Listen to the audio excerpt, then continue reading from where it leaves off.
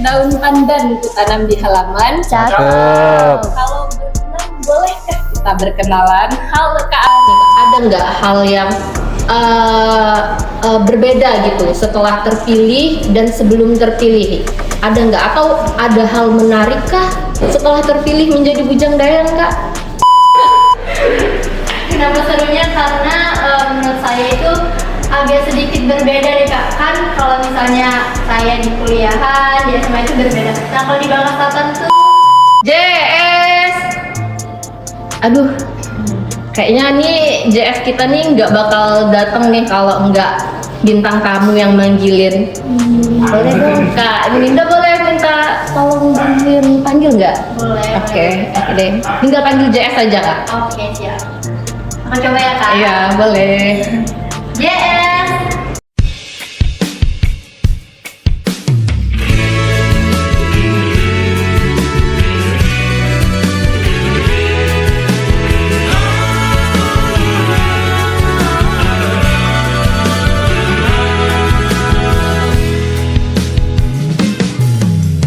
Aku sayang padamu, aku cinta padamu.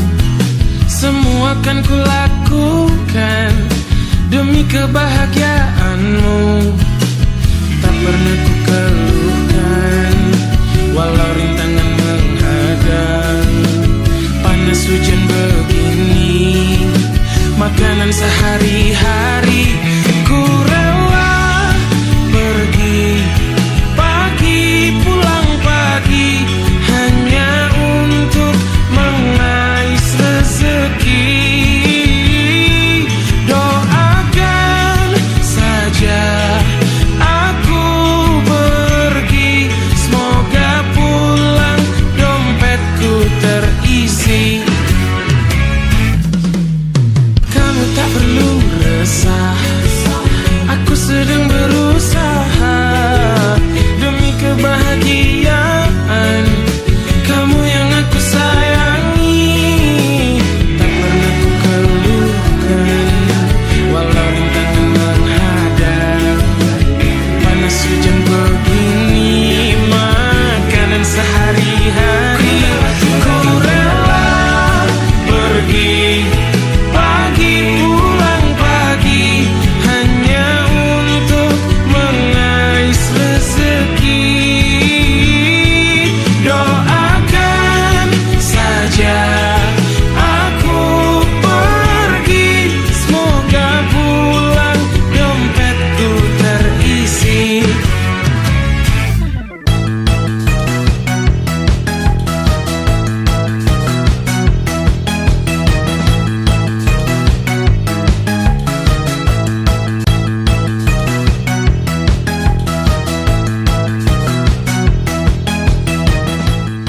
Halo teman pemilih, kembali lagi di ruang podcast KPU Bangka Selatan. Orasi seru, obrolan demokrasi seputar pemilu, spill dong, seputar pilkada dong.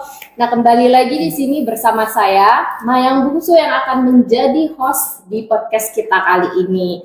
Nah, untuk kali ini, teman pemilih kita kedatangan duo inspiratif nih teman pemilih yang menjadi wajah atau perwakilan dari Kabupaten Bangka Selatan ya teman pemilih, yaitu kita kedatangan Kak Ari dan Kak Ninda nih teman pemilih. Kak Ari ini ialah bujang pariwisata dan juga bujang bertalenta, berbakat ya Kak ya. Dan Kak Ninda sendiri itu wakil dua Dayang di Kabupaten Bangka Selatan. Nah, sebelum ke bintang tamu kita yang super spesial kali ini, teman pemilih, boleh nggak saya kasih pantun sedikit nih? Boleh dong. Boleh banget. Kalau gitu boleh ditambahin cakepnya nggak? Boleh. Oke, daun pandan ku tanam di halaman. Cakep. Kalau berkenan, bolehkah kita berkenalan? Halo Kak Ari dan Kak Halo, Ninda. Kak. Halo, Kak. Kak Ninda ya. Iya, Pak, Kak ya? Ninda. Kak Ninda, apa kabarnya nih hari ini? Boleh dong kita sapa teman pemilih ke kamera mungkin bergantian ya. Boleh dari Iya. Halo teman pemilih, perkenalkan saya Bujang Ari Desriano, itu saya dari pariwisata dan juga bujang berbakat. Halo teman pemilih, kenalin aku Ninda, aku dari Wakil 2 Dayang Bangka Selatan tahun 2023 Kak. Salam kenal. Luar biasa ya teman pemilih ketika KPU kedatangan dua inspiratif ini. Nah untuk selanjutnya nih teman pemilih Kak Ari dan Kak Ninda, kita langsung masuk aja kali ya untuk ke pertanyaan pertama nih. Oh ya sekali lagi saya mau ngajak Kak Ninda sama Kak Ari untuk ngobrolnya santai aja ya. Iya Kak. Terlalu formal ya, karena kita mau memberikan informasi nih ke teman pemilih biar mereka bisa menyerap informasi yang kita berikan di sini ya. Oke Kak Ari sama Kak Ninda, mungkin untuk pertanyaan awal, pertanyaan tipis-tipis nih Kak Ari dan Ninda, untuk apa sih yang menjadi trigger awal mula kalian itu mau bergabung menjadi Bujang dan Dayang di Kabupaten Bangka Selatan nih Kak? Boleh Kak Ari dulu atau Kak Ninda? Boleh. Boleh Oke. Kak Ari, silakan. Jadi untuk saya mengikuti Bujang Dayang Bangka Selatan, alasannya ingin menjadi contoh sih Kak bagi generasi muda agar mereka nih lebih mencintai dan juga membangun daerah kita Kak. Karena kebanyakan anak muda zaman sekarang lebih pengen keluar kota gitu Kak. Padahal di daerah kita nih masih banyak loh Kak, kayak wisatanya lebih bagus gitu, pantai-pantainya. Juga sekarang ada bukit yang baru kayak Bukit Toboli. Nah, nggak perlu loh kayak keluar kota gitu. Kita bangunlah daerah kita dulu. Oke. Untuk Kak Ninda sendiri, Oke, kalau dariku sih Kak, kenapa trigger itunya untuk ikut menjadi Bujang Dayang Bangka Selatan, yang pastinya saya pengen berpartisipasi aktif dalam pemilihan ataupun dalam partisipasi anak muda, karena seperti benar yang dikatakan Kak Ari tadi itu, partisipasi anak muda di zaman sekarang itu sangatlah minim Kak. Nah makanya untuk itu kami berdua nih dan teman-teman yang lain tergerak hatinya untuk kembali lagi ke daerah kita. Seperti itu sih Kak kalau dari kami. ya, bagus sih cita-citanya, bagus banget nih untuk kedepannya bergabung di Bujang Dayang Kabupaten Bangka Selatan nih. Kalau gitu, kalau bicara mengenai partisipasi aktif nih Kak Ari Kak Ninda, itu untuk menarik anak muda khususnya di Bangka Selatan untuk bisa membanggakan daerahnya khususnya pariwisata, itu ada nggak usaha-usaha dari kalian berdua untuk bisa memperkenalkan lagi pariwisata di Bangka Selatan? Kalau dari saya sih Kak, sosial media ya Kak, karena di zaman sekarang tidak bisa kita pungkiri sosial media menjadi salah satu bahan atau alat yang sangat penting untuk saat ini, karena dengan dunia digital ataupun dengan digitalisasi sekarang, orang-orang tahu nih, oh ada sesuatu, ada istimewanya dari Bangka Selatan, ada pariwisatanya, ada budayanya, seperti Kemilau yang baru selesai kemarin itu kan. benar. Ada Tabola Bale ya? Iya, ada Tabola Bale. Lagi hits ya. Iya, Makanya kayak sosial media itu menjadi alat yang sangat penting untuk sekarang. Seperti itu sih Kak. Kalau dari Kak Ari mungkin Kalau bisa saya ditambahkan. sih lebih ke sekarang nih anak muda bukit, mereka kan lagi FOMO kayak mendaki bukit gitu. Dan di Bangka Selatan juga ada bukit-bukitnya dan ada juga pantai-pantainya Kak. Nggak kalah keren dari yang di luar-luar sana. Bangka Selatan kan terkenal kan pantainya banyak Kak. Contohnya ada pantai Gunung Namak dan itu langsung gunung langsung berbatasan dengan laut Kak. Iya, view-nya nggak kalah bagus sih Kak. Iya. Bagus sih, emang kalau berbicara sosial media itu luar biasa. Apalagi hobi nggak sih main TikTok? Hobi. Hobi-hobi. Banget, sih, harus. Lagi mempromosikan Iya. pariwisata di Bangka Selatan kan. Benar. Itu salah satu platform yang lagi naik banget Iya. kan. Salah satunya itu TikTok. Oke, kalau gitu Kak Ari sama Kak Ninda kayaknya udah haus belum nih Kak? Gimana Kak? Udah sebelum? Udah. Iya, lumayan. Oke deh, kalau udah haus kita panggil JS kita nih biar bisa pesen minumnya ya. JS! JS! Aduh, kayaknya nih JS kita nih nggak bakal datang nih kalau nggak bintang tamu yang manggilin. Boleh dong Kak, Ninda boleh minta tolong bantuin panggil nggak? Boleh. Oke deh. Tinggal panggil JS aja Kak. Oke, siap. Aku coba ya Kak. Iya, boleh. JS. Tuh kan, cukup satu panggilan udah hadir beliaunya. Siap perintah. Oke, karena Pak Hasan udah hadir, JS kita ini boleh mau minum apa Kak Ninda? Mau Kalau air putih aja kak. air putih? Nggak mau teh atau kopi? Air putih aja cukup gimana? Air putih sama, nggak mau teh manis? Karena udah ada manisnya. Oke, Pak Hasan, kita mau air mineral aja deh. Siap. Oke. Kasih.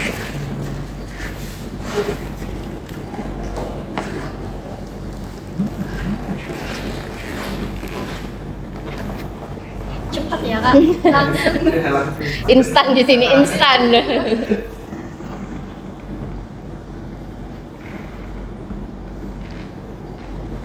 Makasih. Terima kasih Pak. Ada yang bisa saya bantu lagi? Nah, sudah cukup. Terima kasih. Sama-sama. Oke, boleh Kak diminum dulu, dimakan dulu. Belum lanjut kalau belum minum sama belum makan. Minum juga kak. Iya, nggak apa-apa.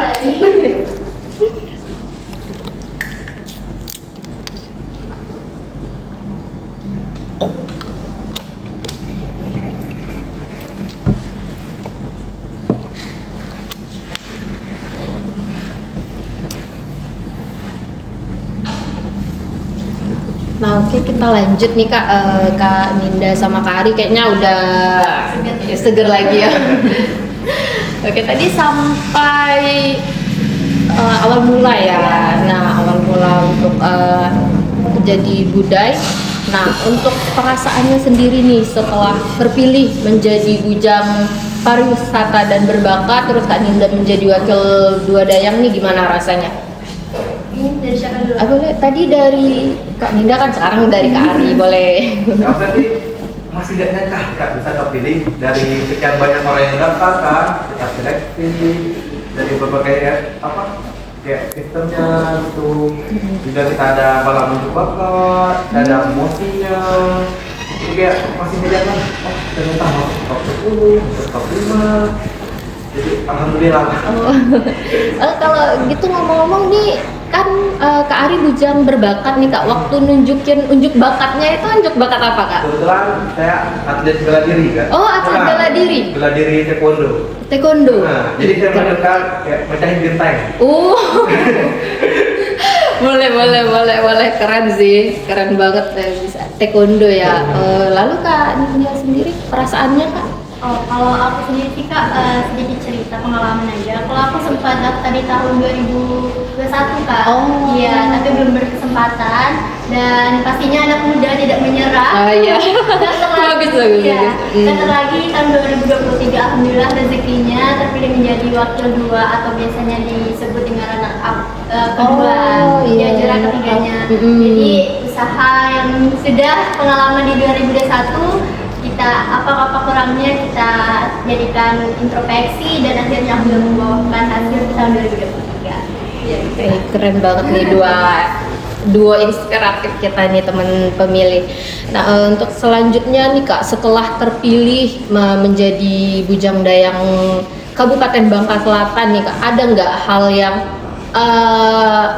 berbeda gitu setelah terpilih dan sebelum terpilih? Ada nggak, atau ada hal menarik kah setelah terpilih menjadi bujang dayang Kak? Oke, kalau dari aku sendiri kak, perbedaannya itu pastinya ada kak. Yang biasanya kita cuman berbicara sendiri ataupun berbicara di lingkungan kita sekitar aja, orang tua, keluarga dan lain. Ini lebih bedanya itu kita lebih ke audiens yang lebih banyak, masyarakat umum, pastinya public figure juga kan, di luar dari orang-orang terdekat kita. Jadi perbedaannya itu sangat signifikan. Dan terus hal uniknya, kita bertemu dengan banyak orang ya yang biasanya tidak kita kenal. Nah, kita kenal satu sama lain, dan pastinya kita juga berpartisipasi nih kepada event-event daerah dan ketemu juga kepada para petinggi daerah. Itu sih hal unik kalau dari aku. Iya, kalau dari saya juga, contoh kalau kita di Duta Bakat Academy ini, kita bisa belajar dari public speaking, awalnya masuk buku-buku gitu. bisa belajar, public speakingnya gimana. Terus kayak ketemu banyak orang nih, gimana nih cara antisipasinya gitu. Nah, terus dari segi kayak ngomong gimana, ketemu orang, kayak ketemu para petinggi-petingginya. Jadi kita nih kayak diundang sana sini loh Kak, biar pengalaman juga kan, nambah pengalaman. Ya, gitu lah tuh saran. Oh gitu. Itu sih untuk banyak banget berarti pengalaman yang didapat menjadi bujang ataupun dayang di Kabupaten Bangka Selatan ini ya. Coba dilihat-lihat deh. Oke, selanjutnya nih Kak, kita masuk ke agak berat dikit deh. Kayak berat dikit aja. Iya, dikit aja ya. Setelah bertanya mengenai pengalaman dan lain-lain, itu Kak Ari sama Kak Ninda ini familiar nggak sama demokrasi ataupun pemilihan kepala daerah gitu? Apakah langkah yang bisa menarik anak muda di Bangka Selatan ini untuk berpartisipasi aktif di kepemiluan itu ada nggak trik khususnya gitu? Oke, kalau aku sih Kak, kalau tentang pemilu atau pemiluan itu awalnya aku kurang tertarik sih Kak, jujur aja, karena memang kita juga pemilih pemula kan. Kalau aku milihnya itu di tahun 17 itu di tahun berapa ya? 2023 atau 24 Kak? 2024 berarti. Iya. Oh, baru sekali ikut pemilu dan pemilu. Oh, kalau Kak Ari? Sama. Iya. Oh, sama. Iya. Nah, jadi untuk yang pertama kali sih itu agak asing ya Kak, karena memang jujur Gen Z dan juga anak muda ini kalau hal-hal yang mengarah ke arah pemilihan umum atau politik itu agak sedikit berat. Iya, tapi mau nggak mau sih Kak, karena kita juga di lingkungan, sebenarnya itu simpelnya juga kita di rumah juga mau nggak mau juga berpolitik sebenarnya. Iya, sama kita sama keluarga orang tua berbicara aja sebenarnya udah termasuk politik kan. Kita uang aja sama orang tua itu juga termasuk politik daripada lagi. Harus pinter-pinter tuh berpolitik kalau masalah uang. Iya, makanya mau nggak mau kita juga harus terjun nih, harus melihat dan Kak sedikit terhadap politik ini. Bener. Karena memang sangat berpengaruh sih Kak, kalau menurut aku itu untuk menentukan daerah kita mau dibawa kemana gitu. Kalau aku gitu sih Kak. Oh gitu. Kalau dari saya sih untuk mengenai generasi muda ini lebih kayak kan generasi muda kayak aktif terhadap politik. Kayak bagaimana ini ruwet kan. Ikutin jangan relevan dulu di depan sehari-hari. Jadi kayak kita harus pintar-pintar gitu kan, menarik generasi muda ini kayak politik tuh gini loh, kalian bisa ke depannya dan generasi kita ini bisa berkembang gitu dengan betul kata Kak Ninda kan, kayak memilih pemimpin gitu kan, harus pintar-pintar merangkul. Dan juga anak muda nih kalau mau pemilu itu nyoblos mereka takut Kak, kadang mau pergi ke tempat TPU TPM gitu kan, kayak ini gimana sih Jadi menurut kalian kenapa sih sampai anak muda seperti yang disampaikan Kak Ari itu sampai takut ke TPS, padahal kita sampai TPS itu sudah diarahin ini terus mencoblos gitu, kenapa sampai bisa takut gitu Kak? Yang pastinya mereka kan pemilih pemula nih Kak, terus kurangnya pendekatan secara personal sih kalau kata saya. Dan kalau anak muda itu perlunya diskusi Kak, duduk sama rata, mungkin dari segi pemimpinnya ataupun dari segi yang mengadakan pemilu ini juga. Jadi mereka itu merasa diikutsertakan dan mereka merasa diedukasi seperti itu Kak, karena Gen Z ataupun kebanyakan sekarang ini pemilih pemula itu rata-rata Gen Z ya Kak. Iya, bener banget itu Gen Z karena udah emang zamannya nggak sih? Zamannya Gen Z. Iya, udah transisi kan di mana-mana di tempat kerja juga udah mulai Gen Z merajai kan. Kalau kita lihat-lihat di TikTok. Iya. Dan mereka itu rata-rata ini Kak, rata-rata itu triknya itu nggak mau yang terlalu tegang, jadi santai, mau ribet lah. Ya gitu. Saya nanyakan ini sebenarnya untuk catatan khusus sih untuk kita KPU kan sebagai penyelenggara dari kepemiluan ini untuk pemilu dan pemilihan. Jadi bisa biar kita catat nih dicatat ya Kak untuk kurang lebihnya dari pemilu. Terus tadi saya agak dengar-dengar ada pemiluan nih Kak Ninda. Ini kan berarti pemiluan ini di lingkungan kampus kan? Iya. Pemilihan umum mahasiswa. Iya. Jadi udah pernah milih berapa kali tuh presiden mahasiswanya Kak Ninda? Kalau aku sih 2023 baru sekali Kak. Kemarin juga Ninda sendiri juga ikut aktif di dalam pemilu sebagai, kalau sekarang nih alhamdulillah sebagai ketua dari himpunan. Jadi jadi sudah terbiasa untuk mengikuti sidang, mengikuti pemilihan seperti itu. Sidung ya. Iya, makanya juga kita kalau sebenarnya sama aja sih Kak di SMA.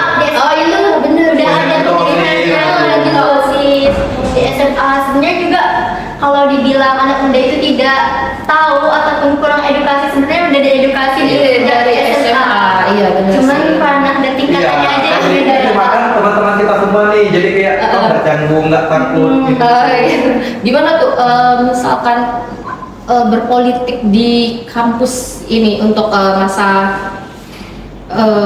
pemilihan presiden mahasiswanya ataupun OSIS ya biasanya kalau SMA dari Kak Ari deh ya dari Kak Ari deh, gimana, ada nggak mereka untuk masa kampanyenya atau ada nggak gitu Kak? Ada, kalau biasanya di SMA dulu nih, nanti kita satu lapangan dikumpulin nih, kayak nanti yang calon-calonnya nih, kayak mereka itu kampanye lah bareng nih, kayak di depan semua orang, kayak visi-misinya apa aja gitu. Nah, nanti bergiliran kan, nanti kita bisa melihat, oh visi-misi mereka nih gini loh, gini loh. Jadi kita lagi tinggal memilih doang Kak, yang cocok untuk ke depan sekolah kita tuh gimana? Sebenarnya udah familiar ya untuk datang ke TPS itu ya. Oke deh Kak Ari, Kak Ninda.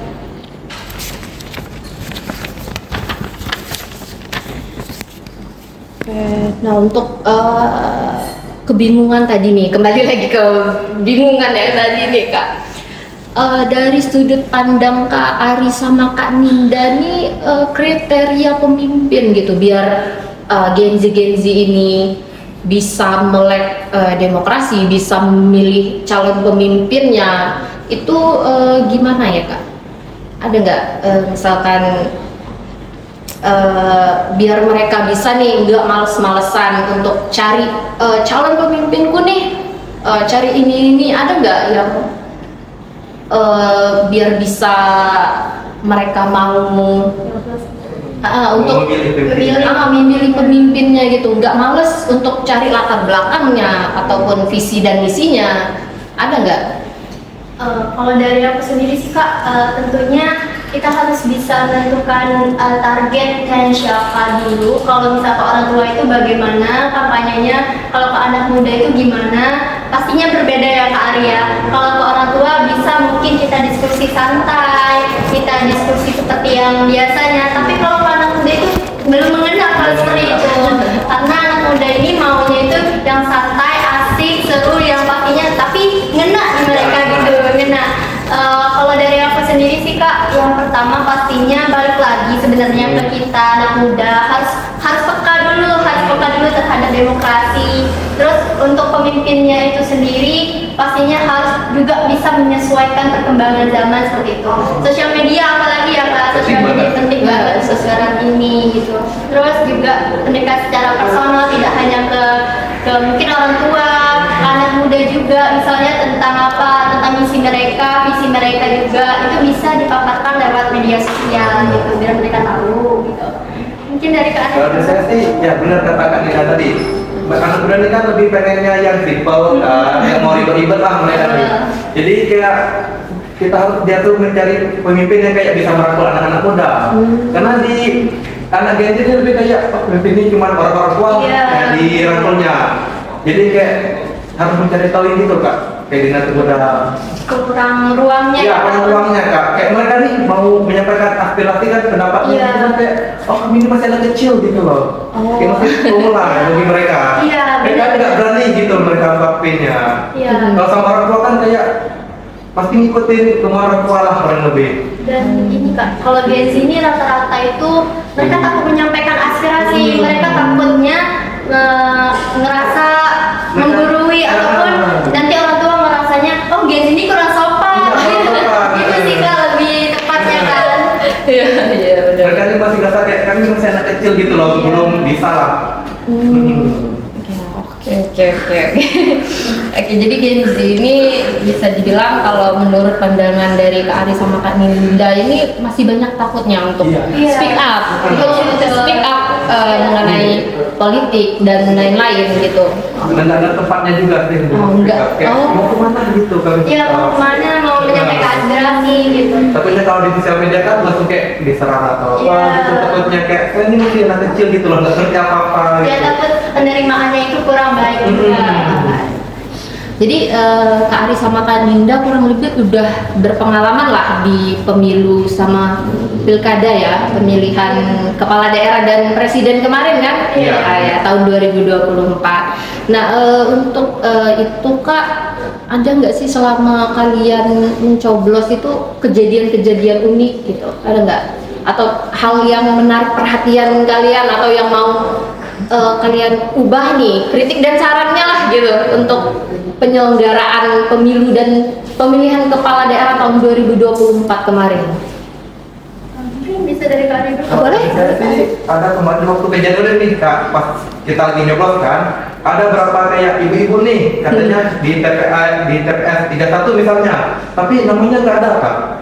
Terus kayak dilempar lagi ke TPS sana katanya, coba cek ke TPS sana dan nggak ada lagi Kak. Kayak bolak-balik katanya kayak kasihan juga mana ibu kan. Terus kayak lebih keamanannya sih Kak kurang ketat menurut saya. Oh, keamanan. Ya, contohnya pas kemarin pilih ada tulisan kayak nggak dicoblos tapi dicoret-coret kertasnya Kak. Iya, dicoret-coret. Jadi saya rasa keamanannya masih kurang. Dan orang bisa lalu lalang ke dalam itu TPS ya. Jadi saya rasa keamanannya masih kurang. Kalau dari saya ini karena tadi ditanya keunikannya apa, yang saya temui beberapa tahun terakhir sebelum saya nyoblos dan setelah saya nyoblos itu ada hal uniknya itu ada perlombaan sih Kak, kayak lomba menghias TPS gitu. Oh, iya. Iya, itu menurut saya unik. Itu salah satu kreativitas. Nah mungkin juga bisa dimasukkan kayak lomba di dalam TPS itu lomba untuk anak muda nih, misalnya lomba TPS terbaik ataupun lomba bagaimana cara memilih yang benar-benar Iya. itu. Misalnya dari pihak apa itu Pak? KPU? Ya mengadakan perlombaan seperti itu. Oh, Ya iya. mereka juga tertarik juga kan salah satunya gitu. Terus untuk hal ataupun kritik dan saran itu tadi udah disampaikan ke Ari sebenarnya, mungkin saya menambahkan aja yang sedikit.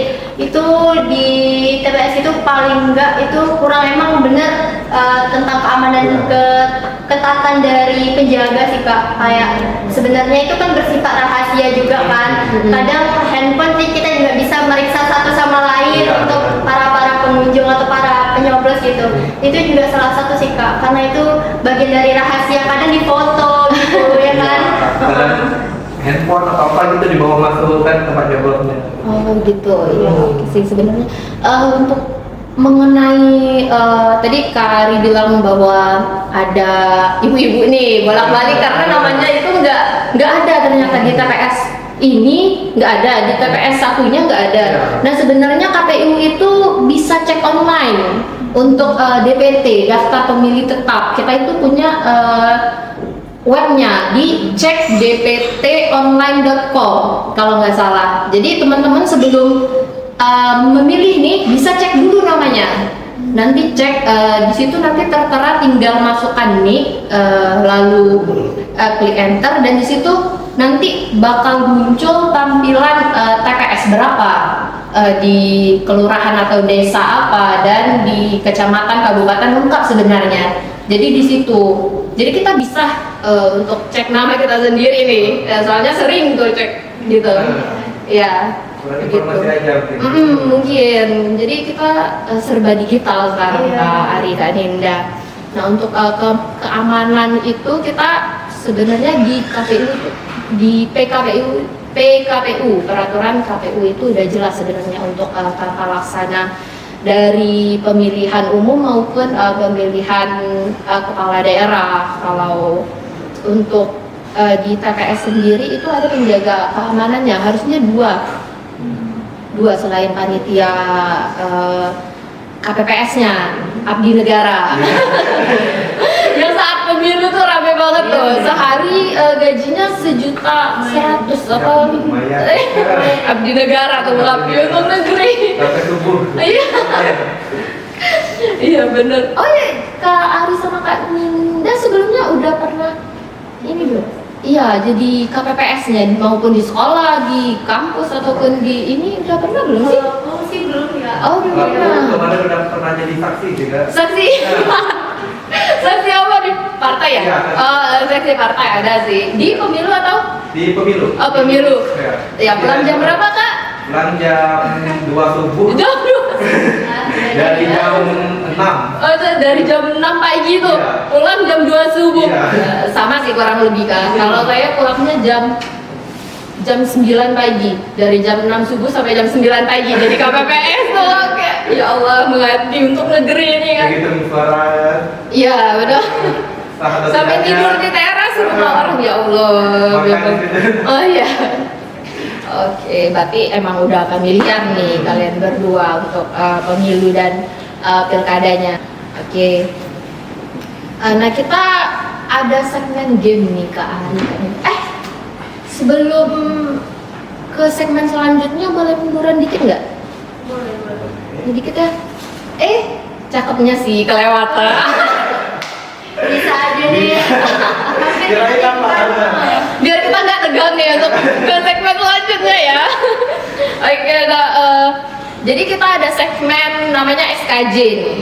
Namanya SKJ yaitu satu kata jawab cepat. Nah untuk teman pemilih kita ada segmen SKJ namanya yaitu satu kata jawab cepat. Nah untuk Kak Ari sama Kak Ninda nih nanti peraturannya simpel sih. Nanti saya bakal memberikan kata kunci. Nah Kak Ari sama Kak Ninda cukup memberikan satu kata untuk menggambarkan kata kunci tersebut. Mengerti nggak Kak? Aman ya? Aman ya? Oke, mau dimulai dari siapa dulu nih? Kak Ari atau Kak Ninda dulu? Aduh, sweet nih. Dari siapa? Ya udah Kak Ari aja sebagai calon tulang punggung keluarga ya udah. Oke, dari Kak Ari dulu ya. Siap ya Kak Ari? Ya. Oke, boleh nih satu kata yang menggambarkan Bangka Selatan Kak Ari. Indah. Indah. Iya. Oh ya, boleh jelasin dikit nggak? Indah dari segi kayak tadi pariwisatanya Kak. Pariwisatanya, Iya, ya sih contoh, luar biasa sih. kayak apa? Pantainya Kak, dan juga kita ada bangsa namanya Batu Belimbing. Oh iya, belum pernah sih saya ke sana. Oh, kalau Bisnya simpang 5 sih. Oh. Simpang 5 Iya sih, saya udah 2 kali naik sebagai. Iya. Nih kalau bicara pantai nih Kak pariwisata, ada nggak rekomendasi nih untuk saya yang baru di sini kurang lebih belum sampai setengah tahun di sini? Ada nggak rekomendasi pantai yang mantep banget untuk didatengin nih Kak? Kalau untuk yang di kotanya nih, yang dekat nih, nggak sampai 5 menit kan, Iya. 10 menit dari tengah-tengah kotanya nih di pantai Batu Perahu, pantai Kodok. Nah, kalau Iya. kayak sekitaran 30 menit atau 40 menit, jamnya masih aspal, ada pantai Kerasa kan. Oh kerasa. Ya, ada yang lebih bagus lagi, tapi jalannya masih itulah, masih alami lah, masih tanah merah, cuman nggak kalah bagusnya. Pantai Kubu sama Gunung Namak. Pantai Gunung Namak. Pantai Gunung Namak ya. Oke deh Kak Ari, makasih untuk rekomendasinya. Ntar lain kali kalau emang punya kesempatan bakal satu-satu nih di checklist untuk pariwisata. Boleh. Oke, pertanyaan kedua Kak Ari, satu kata untuk pemilu. Cerdas. Cerdas? Ya. Aduh, kenapa nih Kak sampai Karena- cerdas? Kalau kita sebagai pemilih nih Kak, nah, harus cerdas-cerdas memilih pemimpin. Jangan asal kayak, pemimpin ini gini loh. Kita harus nyari tahu dulu Kak. Kayak mereka nih belakangannya gimana. Kita harus pintar-pintar lah gitu nyari tahu pemimpinnya. Pemimpin tanpa merangkul gitu. Kayak gitu sih Kak. Ah, ya. Bener juga sih. Jadi pemilih harus cerdas gitu. Oke, mantap. Oke, yang terakhir Kak Ari, siap Kak Ari? Ya. Oke. Oke, satu kata untuk pemilih pemula. Pemilih pemula harus berani. Berani? Berani. Oke. Jadi sih Berani dalam artian kayak berani menyoblos gitu, kayak pemula nih harus berani kayak datang ke TPS, kayak harus belajar gitu kak, gimana cara nih memilih kayak memilih yang baik dan benar gitu. Kata caranya kan kayak contoh dari datang, nggak boleh bawa ini itu kan. Iya sih, bener Iya. sih, bener sih. Kalau kebanyakan Gen Z kan nih, mungkin gak kebanyakan, ada yang agak introvert. Gitu, ketemu orang dikit keringetan. Takut banget kadang. Iya. Apalagi kan orang rame. Dan saya jalan. Putar balik nih. Dan saya jalan ke situ masih rame. Iya, bener kayak gitu ya. Udah Iya. hilang samanya. Bener. Oke, makasih Kak Ari untuk gamenya. Udah 3 pertanyaan. Kita lanjut ke Kak Ninda nih. Oke, siap Kak Ninda? Oke, jadi mas peraturannya masih sama kayak tadi. Satu kata aja untuk menggambarkan kata kunci yang saya berikan. Jadi udah siap? Oke, kita mulai ya. Pertanyaan pertama, boleh dong kasih satu kata untuk demokrasi di Bangka Selatan, Kak Ninda. Demokrasi di Bangsa Selatan seru. Seru? Iya. Iya sih, kalau dipelajari, dimengerti itu pasti bakalan seru namanya demokrasi. Kenapa serunya ya Kak? Iya, kenapa serunya? Kenapa serunya? Karena menurut saya itu agak sedikit berbeda deh Kak. Kan kalau misalnya saya di kuliahan, di SMA itu berbeda. Nah kalau di Bangka Selatan tuh kayak asik aja sih Kak. Kalau dari pengalaman saya seru, orang-orangnya ramah, dan juga tentang pemilihannya itu tidak terlalu kaku gitu Kak. Itu aja sih kalau dari aku, seru aja sih. Ya nggak terlalu tegang gitu, cocok banget untuk para Gen Z. Iya. Oke, yang kedua Kak Ninda itu kasih satu kata Kak buat suara rakyat. Suara rakyat didengar. Oh gitu. Iya. Didengar ya Kak. Iya. Oke, gimana nih menurut Kak Ninda? Kenapa suara rakyat tuh harus didengar? Klasik sih, tapi boleh deh jawab. Ya, suara rakyat kenapa simpelnya didengar Iya. adalah karena kita ataupun nanti pemimpin yang terpilih itu mau nggak mau dari rakyat, oleh rakyat juga untuk rakyat. Iya, Jadi, benar. Bener banget. iya. Dari kata-katanya Abraham Lincoln. Ya, makanya- Bener. Ya makanya suara rakyat itu perlu didengar untuk mungkin sebagai kritik untuk membangun, bukan arti untuk menghujat ya, kritik membangun gitu. Terus sebagai saran juga untuk kedepannya pemimpinnya harus seperti apa, dan didengar dalam artian kita pemimpin juga perlu didengar juga, dan rakyat juga perlu didengar juga untuk masukan nih kira-kira pembangunan daerah itu maunya seperti apa, kebutuhan masyarakatnya itu seperti apa gitu sih Kak. Bener sih, bener. Jadi pemimpin tuh nggak boleh Iya. tuli lah istilahnya, Iya, benar. tuli dengan ataupun alergi dengan suara-suara rakyat. Gitu. Yang terakhir ya, untuk Kak Ninda nih, kasih satu kata Kak buat anak muda Kabupaten Bangka Selatan Kak. Berprestasi. Oh iya. Bener. Gimana Kak? Apa udah sebagai putri daerah ya untuk pemuda-pemudi di Kabupaten Bangka Selatan? Iya. Kenapa saya katakan berprestasi? Anak muda terutama di Kabupaten Bangka Selatan ini punya banyak sekali talenta Kak. Kayaknya tiap minggu itu di Simpang 5 Iya, itu ada terus Kak. ada. Selalu ada yang menari lah, uji bakat pencaksilat, nyanyi dan lain-lain, itu selalu rame dan bagus sih itu sebenarnya, kayak yang melihat putra putri daerah sini bisa menampilkan bakatnya gitu. Nah, mungkin udah selesai gamenya nih Kak, udah 3 udah 3 gitu. Dapat poin berapa nih kita? Jangan diam ya. 100 deh.